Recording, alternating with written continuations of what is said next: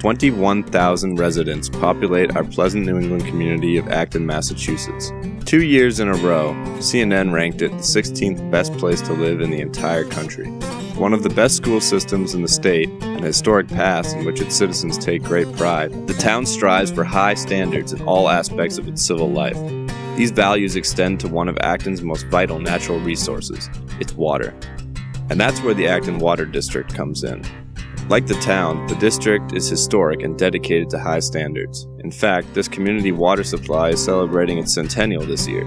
So stay tuned as we go inside the Acton Water District and take a look at its challenges in the past, present, and future, and learn about the key role all of us play in helping Acton stay hydrated and beautiful.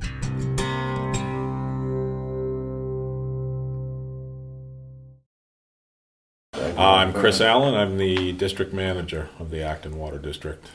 My name is Matthew Mostoller, and I'm the environmental manager at the Acton Water District. The Acton Water District is a Massachusetts public water supply. We were enabled by an act of the Massachusetts legislature in 1912, so we are 100 years old this year.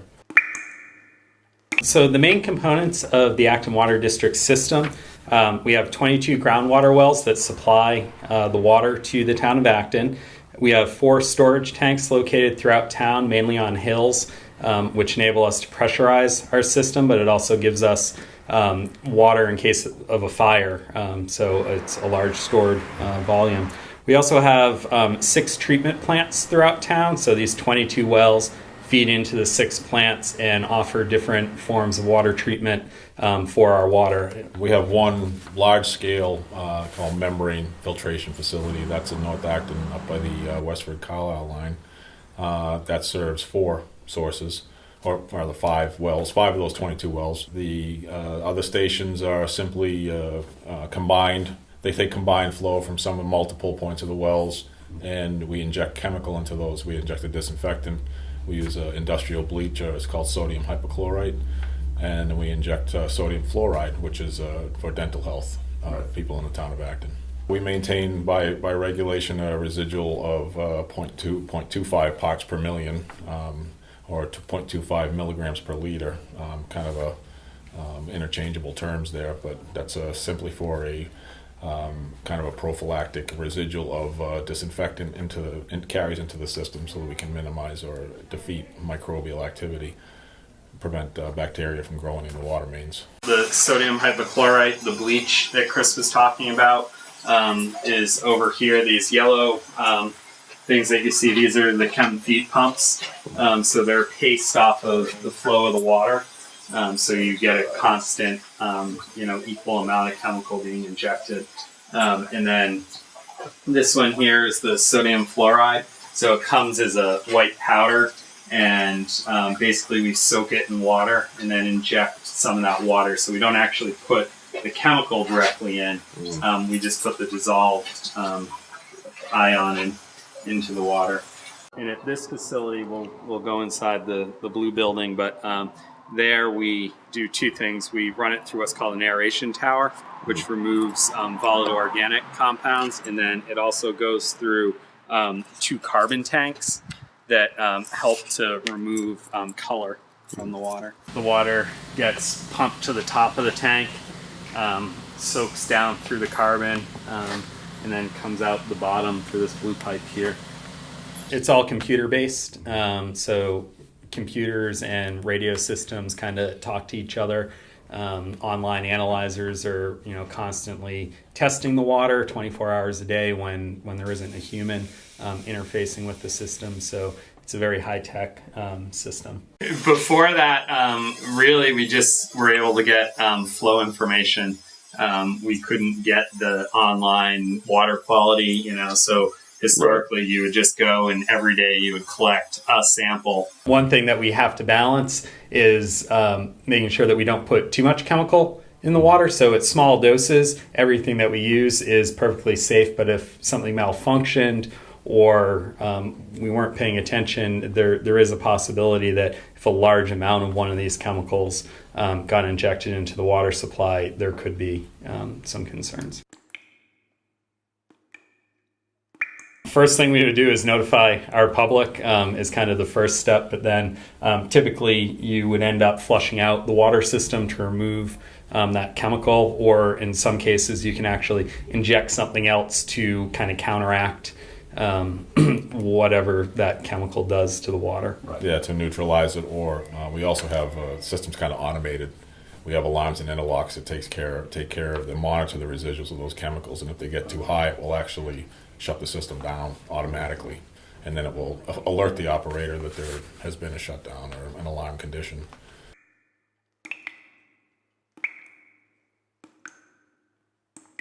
Ongoing infrastructure improvements, which just means pipes in the ground, call it, for water to get from point to point. Obviously, we need pipes to get it there. We pump it, and we keep the system pressurized so that it flows where we want it to flow. But those pipes have a tendency to break because of the age of those pipes. Some of them are 100 years old in certain portions of the town. The age of those and their state, I guess physical state, dictates the condition of them, and they have a tendency to break, called the water main break. And then the water flows out of the pipe and flows into the environment. So that requires us to shut down, secure that area of the piping system, and make the repair. So if we have pipes that are recurrently and frequently breaking, we do what's called an infrastructure improvement or replacement of that water main. We'll obviously replace the old material with new material. That's an ongoing sort of commitment that we have, and not just us, obviously all the public water suppliers in Massachusetts. We've done improvements in Indian Village, on Oneida, Mohawk, and Seneca. We just did about a 3,500 linear foot improvement on Arlington Street, which those pipes were breaking frequently. Obviously, there's a political aspect to that as well. I mean, we try to give our customers the best service that we can, and when there's a disruption in service, you have a tendency people get a little irate. So we try to minimize those those incidents, and just doing an infrastructure improvement, it can quell that, can stop that mechanical failure of those lines. I was talking about earlier that membrane filtration plant up in North Acton. That was a major system improvement. That was about a $6 million investment. That membrane filtration plant cleared up a lot of the aesthetic water quality issues, the discoloration of the water up there in North Acton. So all that is cleared up by that, and we actually have plans to build a similar facility in South Acton for similar problems. So that's forthcoming in the future, in the imminent future. But just some of the improvements that we've done in the recent past, just water main improvements and improvements to our treatment systems and pump stations. So we act a lot like a not-for-profit agency there too. Obviously, all the revenue that we make gets directly put back into the system, as far as maintenance and upgrades and ongoing capital costs. We have a challenging future, but it's going to be a good future, especially for our customers. One of the things about our industry, there's all sorts of new regulations, whether they're for the safety of the water, the safety of operators, environmental concerns. Things are always changing. So we do have a lot of new regulations that we need to comply with. Also, we're a small organization. We're only about 14 people. So each of us here has to wear many hats to get the job done. So this morning I was working at my desk doing some computer work, but I also spent some time in a treatment plant later in the day. So that's something that we constantly have to be mindful of, is how can our employees constantly meet some of these new needs. And then, as Chris mentioned, we do have a lot of infrastructure needs for the future, which we're tackling currently, whether it's improving the water mains or building new treatment plants. That's kind of our future for the next probably at least 10 years. There's going to be a lot of improvements in both our pipes and in our pumping and treatment facilities.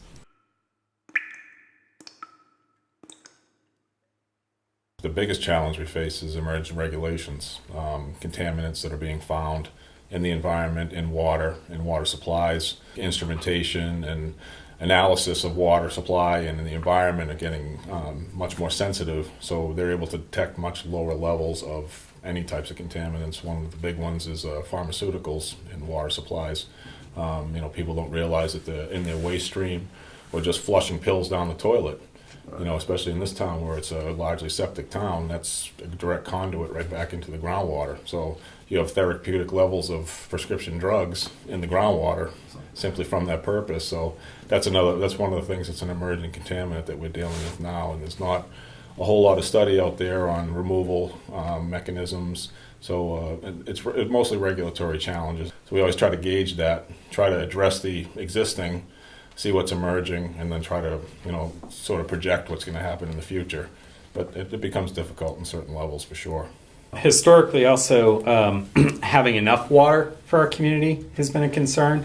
Acton's obviously a popular place to live, so a lot of people have moved here. There's been a lot of development over the past 40 to 50 years. And our water resources aren't, that plentiful. So that's one of the reasons that we have 22 wells. Most communities in Massachusetts that have wells might only have a handful of wells. Yeah, summer is obviously periods of high demand.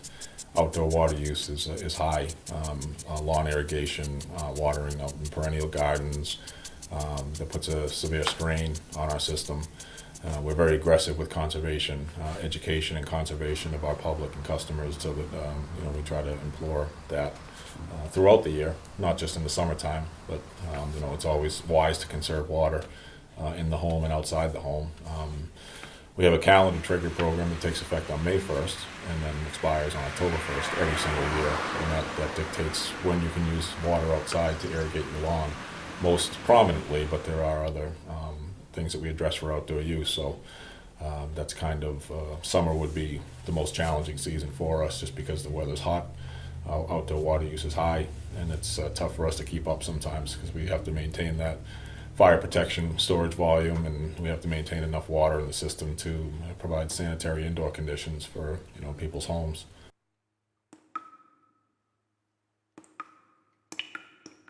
There's a couple reasons that conservation is so important to us. One is, like I mentioned, we only have so much water available to us, both physically, how much water we have, but also the state of Massachusetts limits how much water we can withdraw from the environment through what's called the Water Management Act permit. So we do have actual numerical limits to how much water we can pump. The other reasons for conservation being important are just the environmental concerns. If humans are taking too much out of the environment, that can alter the natural balance. And then finally, emphasizing the ability to maintain both sanitary conditions and fire flow is really important. So just reaching out with that kind of message of it being a finite resource.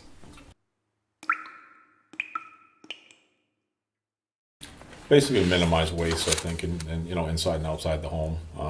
Don't let the water run while you're brushing your teeth.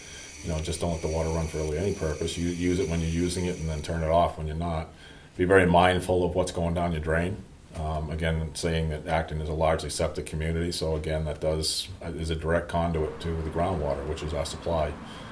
Going into a septic tank, and then the leachate coming out of that septic tank percolates directly back into the aquifer. So it's a direct recharge system, and anything you put down the drain is going to get carried right along that. So that's one of the messages we try to put out there in education.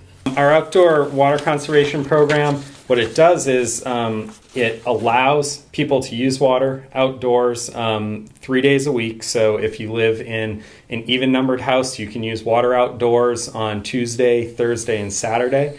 If you live in an odd number house, you can use water outdoors on Wednesday, Friday, and Sunday. In addition to that, you're not allowed to use water between the hours of 7 a.m. and 7 p.m. for irrigation purposes.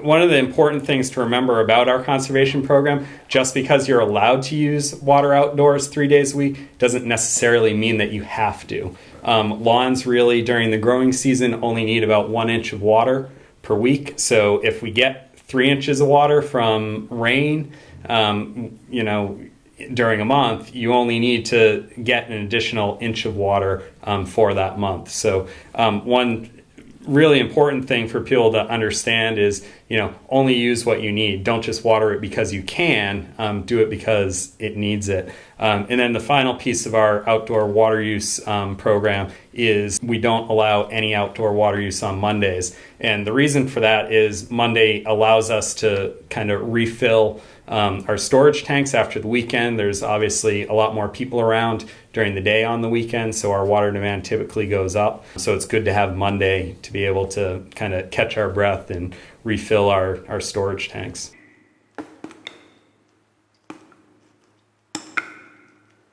We've had several, kind of smaller events. We've done some community outreach to local organizations. We did a presentation to the Acton Lions, the Rotary Club, Council on Aging, just kind of bringing people into the know about the Water District, who we are, what we do, a little bit of the history, where we've been and where we're going. We had a larger celebratory event on May 5th. Which is actually the kickoff for National Drinking Water Week. It's usually right around the first week of May.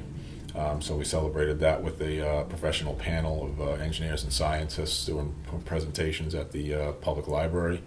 And then we did an open house at our membrane filtration plant in North Acton with lunch and tours and some static and dynamic displays. All pretty much geared to environmental and conservation and water supply impact. So we tried to bring an educational piece with it. Not just where make it fun, but nevertheless also try and educate people and you kind of carry a little bit of a message to our customers and the public at large. We're just trying to get a message out about the Water District, who we are, what are we doing, and use our centennial really as kind of a public outreach opportunity.